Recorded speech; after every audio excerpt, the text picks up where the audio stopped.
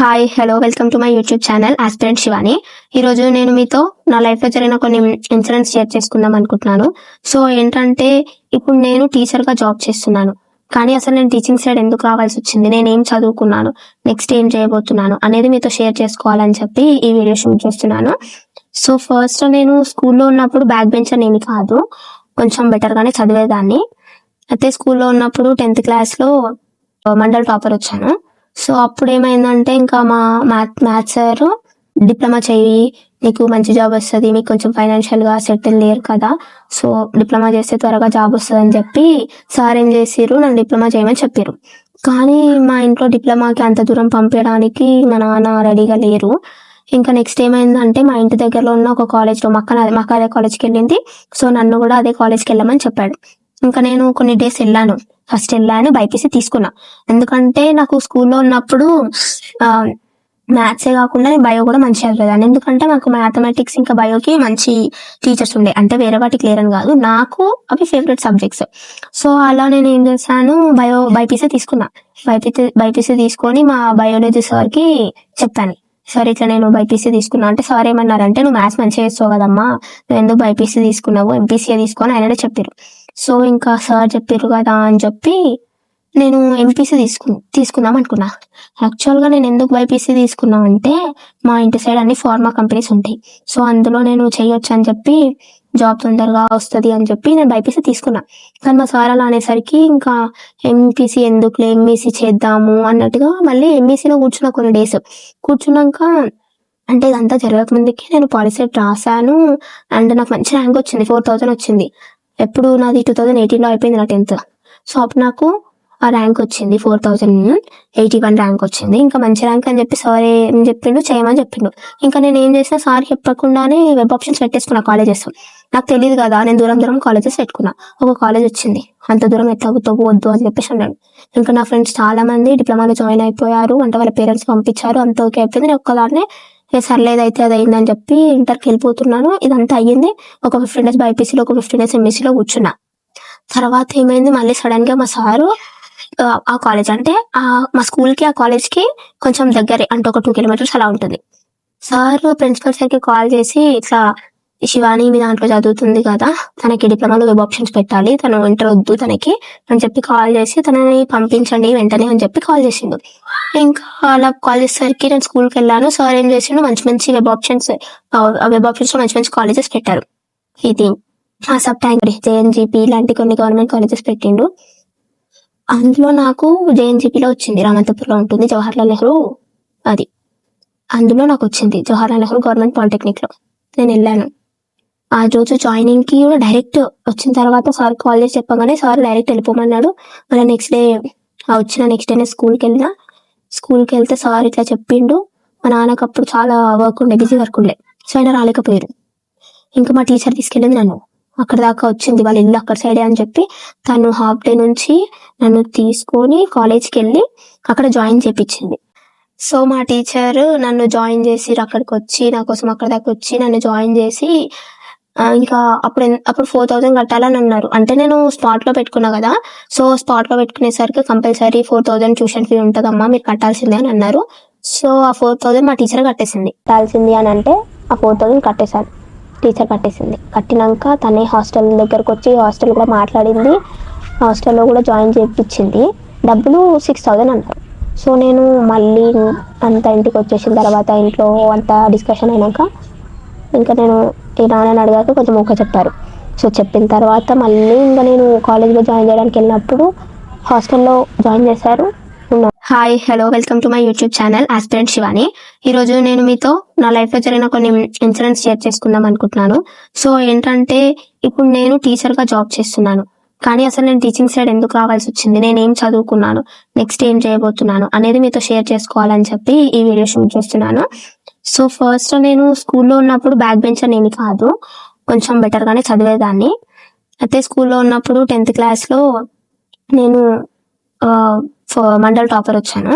So అప్పుడు ఏమైందంటే ఇంకా మా మ్యాథ్స్ సార్ నన్ను డిప్లొమా చెయ్యి, నీకు మంచి జాబ్ వస్తుంది, మీకు కొంచెం ఫైనాన్షియల్గా సెటిల్ లేరు కదా, సో డిప్లొమా చేస్తే త్వరగా జాబ్ వస్తుంది అని చెప్పి సార్ ఏం చేసిర్రు, నన్ను డిప్లొమా చేయమని చెప్పారు.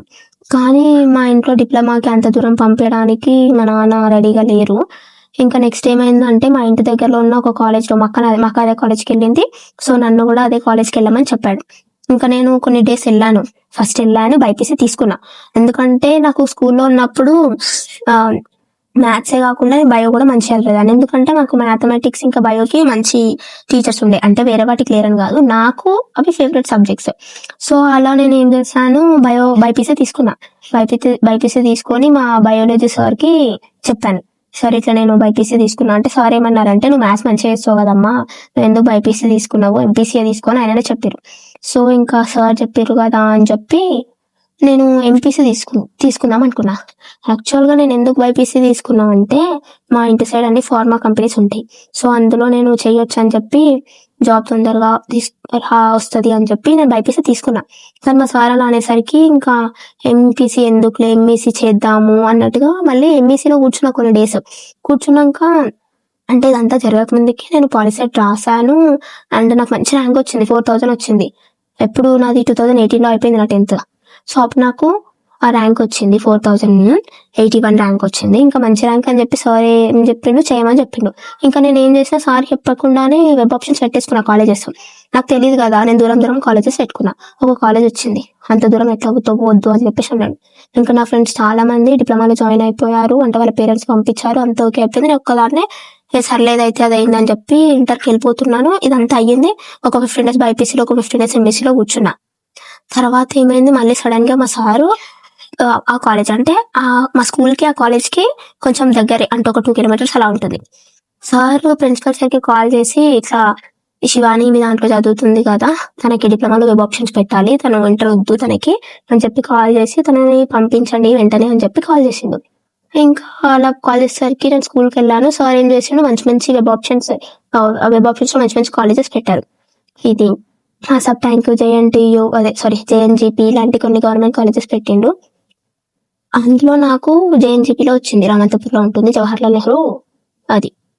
అందులో నాకొచ్చింది. జవహర్లాల్ నెహ్రూ గవర్నమెంట్ పాలిటెక్నిక్‌లో. నేనెళ్ళాను. ఆ రోజు జాయినింగ్‌కి కూడా డైరెక్ట్ వచ్చిన తర్వాత సార్‌కి కాల్ చేసి చెప్పగానే సార్ డైరెక్ట్ వెళ్ళిపోమన్నాడు. మళ్ళీ నెక్స్ట్ డేనే స్కూల్‌కెళ్ళినా. స్కూల్‌కెళ్తే సార్ ఇట్లా చెప్పిండు. మా నాన్నకి అప్పుడు చాలా బిజీ వర్క్ ఉండే. సో, ఆయన రాలేకపోయారు. ఇంకా మా టీచర్ తీసుకెళ్ళింది నన్ను. అక్కడి దాకా వచ్చింది. వాళ్ళ ఇల్లు అక్కడ సైడే అని చెప్పి తను హాఫ్ డే నుంచి నన్ను తీసుకొని కాలేజ్‌కెళ్ళి అక్కడ జాయిన్ చేపిచ్చింది. ఇంకా జాయిన్ చేపిచ్చిన తర్వాత నాకు 4000 రూపీస్ కట్టింది మా టీచర్. సో, మా టీచరు నన్ను జాయిన్ చేసిర్రు అక్కడికొచ్చి నా కోసం అక్కడి దాకా వచ్చి నన్ను జాయిన్ చేసి ఇంకా అప్పుడు 4000 కట్టాలని అన్నారు. అంటే నేను స్పాట్‌లో పెట్టుకున్నా కదా! సో, స్పాట్‌లో పెట్టుకునేసరికి కంపల్సరీ 4000 ట్యూషన్ ఫీ ఉంటదమ్మా మీరు కట్టాల్సిందే అని అన్నారు. సో, ఆ 4000 మా టీచరే కట్టేసింది. మీరు ఆ 4000 కట్టాల్సింది అని అంటే ఆ 4000 కట్టేసాను. టీచర్ కట్టేసింది. కట్టినంక తనే హాస్టల్ దగ్గరకొచ్చి హాస్టల్ కూడా మాట్లాడింది. హాస్టల్‌లో కూడా జాయిన్ చేపిచ్చింది. డబ్బులు 6000 అన్నారు. సో, నేను మళ్ళీ అంతా ఇంటికొచ్చేసిన తర్వాత ఇంట్లో అంతా డిస్కషన్ అయినంక ఇంకా నేను నాన్నని అడిగాక కొంచెం ఓకే చెప్పారు. సో, చెప్పిన తర్వాత మళ్ళీ ఇంక నేను కాలేజ్‌లో జాయిన్ చేయడానికెళ్ళినప్పుడు హాస్టల్‌లో జాయిన్ చేశారు. ఉన్నాను. ఆ 6000 కూడా అప్పుడు నాకు మంచి మార్క్స్ వచ్చాయని చెప్పి నాకొక స్కూల్‌లో ఇచ్చారనమాట ప్రైజ్ లాగా. సో, అవి కట్టేసాను. జాయిన్ అయిపోయాను. మాది మిడిల్ క్లాస్ అనమాట. ఇంక అప్పుడు మేము చాలా అంటే మనీ ప్రాబ్లమ్ చాలా ఉండే. సో, అట్లా వద్దన్నారు. తర్వాత ఇట్లా అయిపోయిందంట. ఇంకా జాయిన్ అయిపోయినా. ఇంకా మళ్ళీ రిటర్న్ ఇవ్వమని చెప్పారు వాళ్ళు ఆ 6000 కూడా. లాస్ట్‌కి అప్పుడేమైందంటే ఒక 13 డేస్ ఉన్నా నేను. అంటే నేనెప్పుడు జాయిన్ అయినా డిప్లొమాలో అంటే ఆల్రెడీ కాలేజ్ స్టార్ట్ అయ్యి 2 మంత్స్ అయిపోయింది. మిడ్ 1 దగ్గరకొచ్చింది. మిడ్ 1 ఇంకొక 20 డేస్ ఉందనంగా నేనప్పుడు జాయిన్ అయినా. ఇంకా అట్లా కాలేజ్‌కెళ్ళిన 13 డేస్ హాస్టల్‌లో ఉన్నా. ఇంకా నా వల్ల అవ్వట్లేదు. ఎందుకంటే నేనసలు మాది ఎట్లా అంటే అసలెప్పుడు బయటకెళ్ళలేదు నేను. ఎప్పుడు ఇంట్లోనే స్కూల్ చాలా దగ్గర. ఇంటి నుండి స్కూల్ నుండి ఇల్లు. అది తప్ప మాకేం తెలీదు. అంత దూరం వెళ్లి హాస్టల్‌లో ఉండేసరికి చాలా ఏడ్చేశాను. ఏడ్చి ఇంక మళ్ళీ నాన్నకి ఫోన్ చేసి అదంతా అయినంక మళ్ళీ ఆ హాస్టల్ అంతా వద్దనుకొని మళ్ళీ ఇంటికొచ్చేసాను. అసలు అప్ అండ్ డౌన్ నేను చేయను అనుకున్న 3 ఇయర్స్ కంప్లీట్‌గా డైలీ అప్ అండ్ డౌన్ చేసిన 2 hours. 2 hours up and down అంతా కంప్లీట్ చేసి 3 ఇయర్స్ నా డిప్లొమా కంప్లీట్ చేసుకున్నా. అయిపోయింది. తర్వాత ఇంకా మేమేందంటే మా ఫ్రెండ్స్ మేమంతా కలిసి ఏమనుకున్నామంటే జాబ్ చేయకుండా బీటెక్ చేద్దాము. బీటెక్ చేస్తే ఇంకా మంచి జాబ్స్ వస్తాయి కదా అని చెప్పి అనుకోని బీటెక్ అంతా చూసుకున్నాము. డిప్లొమాలో వచ్చినంత ర్యాంకు బీటెక్ లో రాలేదు, నాకు ఎంట్రన్స్ లో రాలేదు. నాకు మా ఫ్రెండ్ కూడా రాసింది. ఇంకా మేము మా ఇద్దరికి అంత మంచి ర్యాంక్ రాకపోయేసరికి మేము సర్లే అంత పెద్ద కాలేజ్లో ఎలాగో రాదని చెప్పి మేమిద్దరం ఒక కాలేజ్లో జాయిన్ అయిపోయాము. అందులో కూడా మాకు కొంచెం క్లాసెస్ ఎక్కువ చెప్పారు. మేమే ఎగ్జామ్స్ అప్పుడు యూట్యూబ్లో క్లాసెస్ విని అలా చేసేవాళ్ళం. అప్పుడు ఎందుకో మరి నాకు గవర్నమెంట్ జాబ్ తెచ్చుకోవాలని ఆలోచన రాలేదు. కానీ మా ఇంట్లో ఉన్న ఫైనాన్షియల్ ప్రాబ్లమ్స్ వల్ల మాత్రము నేను కంపల్సరీ జాబ్ చేయాలి అని చెప్పి అనుకున్నాను. ఎవ్రీడే అనుకునేదాన్ని. ఆ 3 years బీటెక్ చేసిన 3 years ఎవ్రీడే అనుకున్నాను. అప్పుడు హాస్టల్లోనే ఉన్నా. సో అలా అలా అయిపోయింది, నా బీటెక్ అయిపోయింది. ఇంకా ఎగ్జామ్స్ అయిపోయినాయి. 10 days లో రిజల్ట్స్ వచ్చేసినాయి. జూన్లో 2024లో నా బీటెక్ అయిపోయింది, రిజల్ట్స్ వచ్చేసినాయి. ఇంకా నేను అప్పటికి చాలా జాబ్ జాబ్ జాబ్ అనుకుంటున్నా. మా ఇంట్లో ఏంటంటే దూరం పంపించారు. ఇప్పుడు నేను చేసింది, నేను డిప్లొమాలో ఈసీఈ చేసిన, బీటెక్లోనేమో CSC artificial intelligence and machine learning చేసిన. దాని మీద ఎంతో డిమాండ్ ఉందన్నారు కానీ దూరం వెళ్ళే ఛాన్సెస్ నాకు లేవు. సో అలా ఇంకా ఏమైంది, నేను ఇంటి దగ్గరకు వచ్చేసిన, జాబ్స్ కోసం చూస్తున్నా. ఇంకా దూరం వెళ్ళే ఛాన్స్ లేక నేను గవర్నమెంట్ జాబ్స్ కన్నా ప్రిపేర్ అవుదాము అని చెప్పి అట్లా క్వాంటిటేటివ్ ఆప్టిట్యూడ్ రీజనింగ్ అట్లా కొన్ని ప్రాక్టీస్ చేస్తున్నా. వాళ్ళకి చెప్పబెట్టిన జాబ్స్ ఏమైనా ఉంటే చెప్పండి, ఇలాంటి జాబ్స్ అయినా సరే చేస్తాను అని. ఇంటి దగ్గర ఒక ఆంటీ, తెలిసిన ఆంటీ చెప్పింది, ఇట్లా కంప్యూటర్ టీచర్ ఉందంటారా మరి చేస్తావా అని చెప్పి అడిగింది. నేను ఏ జాబ్ అయినా సరే చేస్తావా ఆంటీ అని చెప్పి చెప్పేసిన. చెప్పిన తర్వాత ఇంకా ఇంటర్వ్యూ అయ్యింది. ఇంకా చాలా టెన్షన్గా ఉన్నా, ఏంటంటే నాకు వస్తుందా రాదా జాబ్, ఎలా ఇప్పుడు ఇదంతా అని చెప్పి. ఇంకా ఇంటర్వ్యూ అయిపోయింది. అంటే ఒక 1 week పట్టింది నాకు ఇంటర్వ్యూకి. ఈ లాస్ట్ డేలో వీడియో కాల్లో ఇంటర్వ్యూ అయ్యింది. అదంతా అయిపోయాక నాకు జాబ్ వస్తుందా రాదా అని ఫుల్ టెన్షన్లో ఉన్నా. ఇంకా సార్కి ఒక మెసేజ్ చేస్తా ఉన్నా, నేను చెప్తానమ్మా నీకు అని చెప్పి చెప్పాడు. ఇంకా కొంచెం సేపటికల్లా నేను చూస్తూ ఉంటే సడన్ గా సారు కంగ్రాచులేషన్స్ అని పెట్టిండు. యాక్చువల్గా టీచింగ్ ఎందుకు ఇంతగానో అని అనుకోవచ్చు మీరు, అంటే నార్మల్ గా 10,000 ఇచ్చే టీచింగ్ ఎందుకు అని చెప్పి.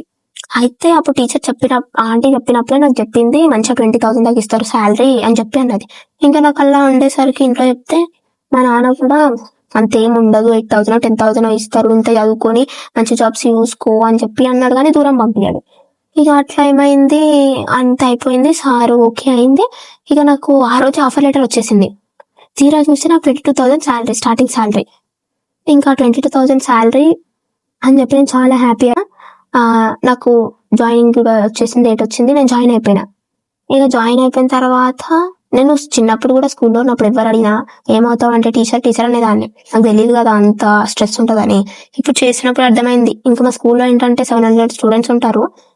వాళ్ళందరికీ క్లాసెస్ చెప్పాలి, కంప్యూటర్ క్లాస్ చెప్పాలి అంటే ఎట్లా అంటే చెప్పొచ్చు, ఎంతసేపు అయినా వాళ్ళు వింటే చెప్పొచ్చు, కానీ అల్లరి చేస్తుంటే చెప్పలేం కదా. సో అప్పుడు నాకు అర్థమైంది అసలు ఎట్లా టీచర్లు ఇంతగానం చెప్తారు మాకు, ఇంత స్ట్రెస్ ఎట్లా భరిస్తారు వాళ్ళు, ఇంత అల్లరిని ఎట్లా భరిస్తారు అని చెప్పి. అసలు నేనైతే డైలీ అసలు వాళ్ళకి క్లాస్ చెప్పేదానికంటే సైలెంట్గా ఉండండి అని చెప్పడమే ఎక్కువైపోతుండే ఇప్పటికి కూడా. అప్పుడు అనిపించింది నాకు అసలు ఇష్టం వేరు, ప్యాషన్ వేరు అని. చిన్నప్పటి నుంచి టీచింగ్ అంటే ఇష్టం, కానీ అదే నా ప్యాషన్ అని చెప్పి నాకు ఎప్పుడు అనిపించలేదు. ఇంకా అప్పుడు ఇక టీచింగ్ ఆల్రెడీ నాకు బీటెక్ అయిపోయిన 2 monthsకి వచ్చింది, ఆగస్ట్లోనే వచ్చింది. జూన్లో నా బీటెక్ అయిపోతే ఆగస్ట్లో నాకు వచ్చింది. ఇంక ఇప్పటికీ నేను చేస్తూనే ఉన్నాను. సో 2 years కంప్లీట్ అయిపోయింది.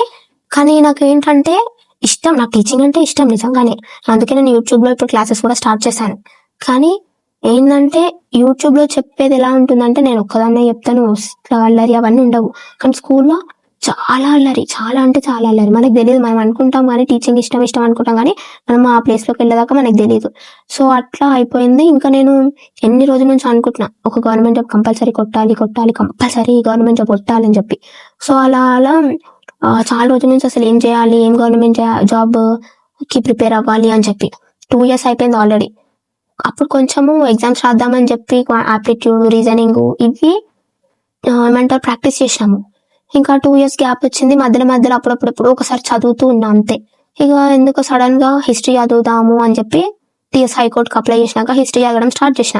ఇంకా నాకేంటంటే నాకు మ్యాథ్స్ ఇష్టం, ప్రాక్టీస్ చేయడం అలాంటిది ఇష్టం, కానీ హిస్టరీ అనేది టోటల్గా కంప్లీట్గా థియరీ కాబట్టి నాకు చాలా కష్టం అనిపిస్తుంది అది చదవడం.